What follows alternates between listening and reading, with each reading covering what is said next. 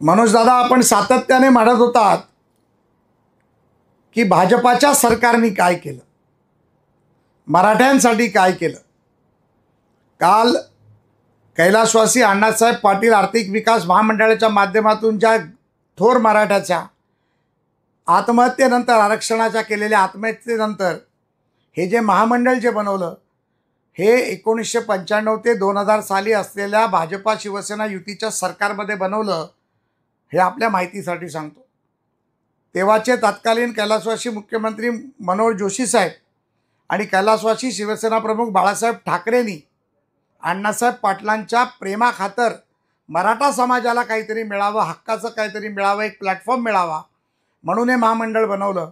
आणि 1999 साली पुन्हा एकदा जेव्हा शरद पवारांचं सरकार आलं, ते महामंडळ बंद केलं गेलं. 2014 साली हे सांगण्याचं तात्पर्य आपल्याला एवढंच आहे की आपण जो फडणवीसांवरती आरोप करता त्याचं एक उत्तर आहे. 2014 साली माननीय देवेंद्र फडणवीसांनी हे महामंडळ पुन्हा एकदा चालू केलं. त्या महामंडळाला 100 कोटी रुपये दिले. मग सारथीच्या माध्यमातून असेल, अण्णासाहेब पाटील आर्थिक विकास महामंडळाच्या माध्यमातून असेल, तरुण मुलांना उद्योजक बनवायचं, तरुण मुलांना पायावर उभं करायचं, नोकरी नाही तर नोकरी देणारा बनायचं. हा जो विडा माननीय देवेंद्रजींनी उचलला आणि त्या माध्यमातून मला अभिमान वाटतो, अण्णासाहेबांचे चिरंजीव नरेंद्र पाटलांना भारतीय जनता पार्टीत आणण्याचं काम मी केलं. मी त्यांना देवेंद्रजींकडे घेऊन गेलो आणि ज्या अण्णासाहेबांचं व्यर्थ न हो बलिदान आणि त्यांच्या मुलाला आपल्याला ते महामंडळाचं अध्यक्ष केलं पाहिजे. आणि मी नरेंद्रचं मनापासून अभिनंदन करतो की वडिलांच्या नावाचं असलेलं महामंडळ, वडिलांचं असलेलं स्वप्न मराठा समाजाच्या तळागाळाच्या लोकांपर्यंत पोहोचवण्यासाठी संपूर्ण महाराष्ट्राचा 6 वेळा त्यांनी दौरा केला. तालुक्यापर्यंत गेले आणि काल 1 लाख उद्योजक बनवण्याचं काम त्यांनी केलं.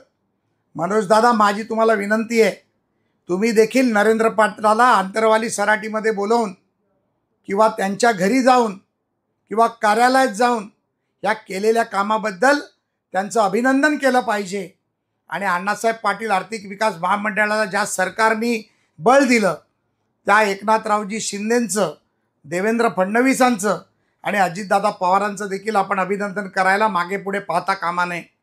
ज्या पद्धतीमध्ये आज 1 लाख उद्योजक निर्माण केले आणि त्या 1 लाख उद्योजकाच्या माध्यमातून 10 लाख तरुणांना त्याच्यामधनं किंवा त्यापेक्षा जास्त लोकांना रोजगार मिळाला असेल. मला वाटतं की हे महामंडळ अजून ताकदीने, क्षमतेने अजून मोठं जर आम्ही करायचा प्रयत्न केला, सारथीच्या माध्यमातून असेल, महामंडळाच्या माध्यमातून असेल, मराठा समाजाचे प्रश्न जर आम्ही ताकदीने जर घेऊन गेलो तर मराठा समाजाला भविष्यात आरक्षणावर अवलंबून राहावं लागणार नाही, ही मला खात्री आहे. परंतु दादा, माझी पुन्हा तुम्हाला विनंती, आपण विषयाला भरकटत न नेता हे समाजाचे जे प्रमुख विषय आहेत हे कुठेतरी आपल्या आवाजात, कारण आज जनता तुमचं ऐकते, आपल्या आवाजात लोकांसमोर सांगितले पाहिजेत आणि समाजासाठी जे चांगलं काम चाललंय ते देखील आपण बोलले पाहिजेत, ही माझी तुम्हाला विनंती आहे. धन्यवाद. जय हिंद, जय महाराष्ट्र.